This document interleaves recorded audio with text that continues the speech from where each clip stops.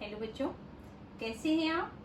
आशा करती हूँ अब आप अपना पूरा ध्यान पढ़ाई पर दे रहे होंगे, क्योंकि परीक्षा बहुत ही पास में है, नज़दीक है और अपने स्वास्थ्य का भी पूरा ख्याल रख रहे होंगे। बच्चों, हम लोग पाठ 2 मेरे संग की औरतें, जिसकी लेखिका है मृदुला गर्ग और ये कृतिका में से लिया गया है पाठ, ये पढ़ रही थी। और हम लोगों ने इस पाठ में लेखिका की नानी, लेखिका की बहनें, लेखिका की माँ, लेखिका की परदादी, इसके बारे में पढ़ा था पहले।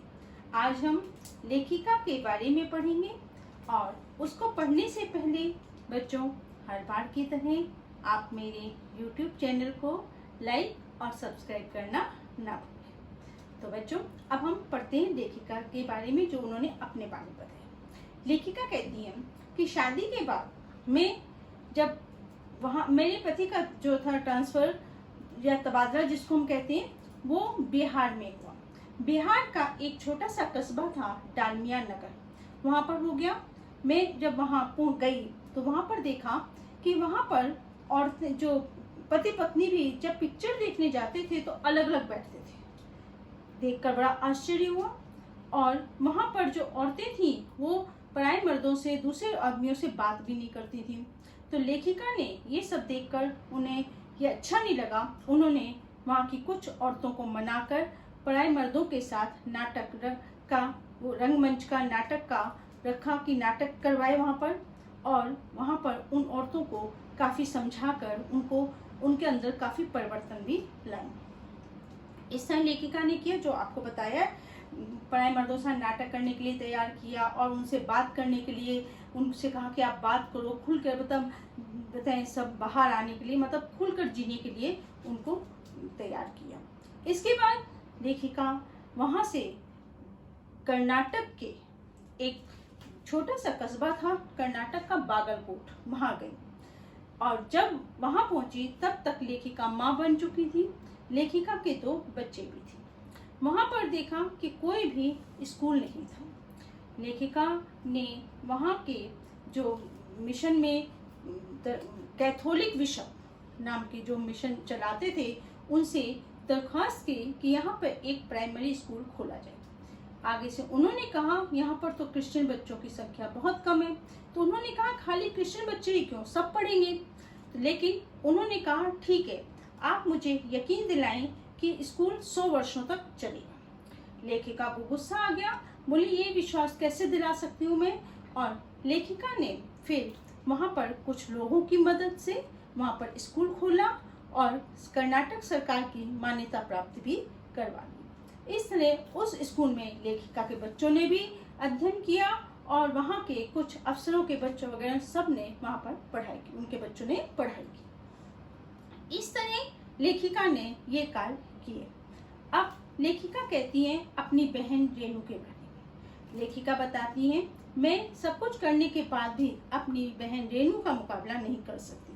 मेरी बहन रेणु के बारे में वो बताती हैं, अपनी बहन रेणु के बारे में, कि एक बार दिल्ली में बहुत बारिश हुई और सबने कहा कि रेणु आज स्कूल मत जाओ, आज स्कूल बंद है। वो बोली नहीं, मैं स्कूल जाऊंगी। सबने कहा यहाँ पर सड़कों में इतना पानी भरा हुआ है, बाजार वगैरह सब कुछ बंद है, तुम्हारा स्कूल बंद होगा। लेखिका कहती है उस समय हमारे घर में फ़ोन था, लेकिन उस समय बारिश के कारण फ़ोन बंद हो गया था। स्कूल में भी हो सकता है फ़ोन बंद हो गया हो। लेकिन रेणु नहीं मानी और 2 मील पैदल जाकर स्कूल गई।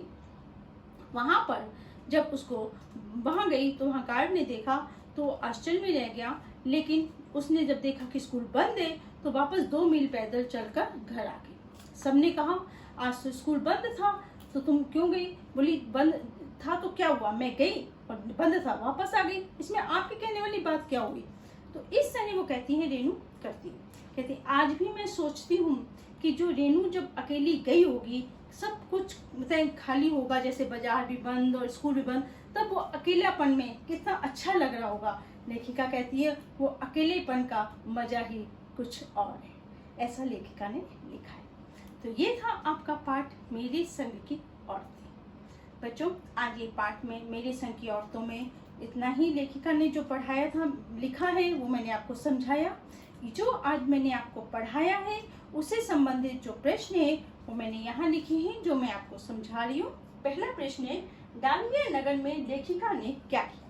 पहले मैं आपको बता दूं, डालमिया नगर बिहार का एक छोटा कस्बा है।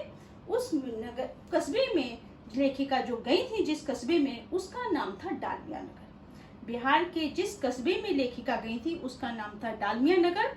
उस कस्बे में लेखिका ने देखा था कि वहाँ पति पत्नी भी आपस में खुल के बात नहीं करती हैं और बाहर जाते भी हैं पिक्चर वगैरह तो अलग अलग बैठते हैं। तो उन्होंने वहाँ पर उन औरतों में बदलाव लाया, कई औरतों को मनाकर मर्दों के साथ नाटक करने के लिए तैयार किया।